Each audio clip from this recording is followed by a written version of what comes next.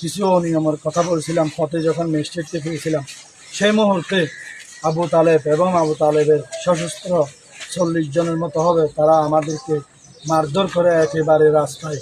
আমরা যখন আমার এলাকায় কেন্দ্রে যাচ্ছি, ফোক্কালি মধ্যম ফোক্কালি 3 নম্বর ওয়ার্ড হয়ে আমার এলাকায় যাচ্ছিলাম, তখন সেই সময় আমি ম্যাজিস্ট্রেটকে কিছু অনিয়মের কথা বলছিলাম পথে যখন ম্যাজিস্ট্রেটকে ফিরেছিলাম সেই মুহূর্তে আবু তালেব এবং আবু তালেবের সশস্ত্র 40 জনের মতো হবে, তারা আমাদেরকে মারধর করে একেবারে রাস্তায় লুকিয়ে দিয়েছেন।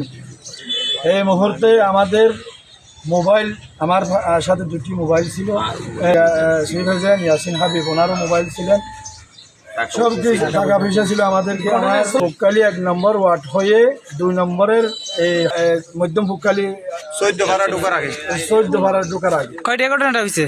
এই আধা ঘন্টা আগে। সেখানে কিন্তু ওইখানে ম্যাজিস্ট্রেট বা পুলিশ যায়নি? ম্যাজিস্ট্রেট ছিল, ম্যাজিস্ট্রেটরা আমাদের ঘটনাটা প্রত্যক্ষ করছে, ম্যাজিস্ট্রেট এবং বিজিবি। ম্যাজিস্ট্রেট ফুক্কালিতে দায়িত্বরত যিনি উনি ছিলেন।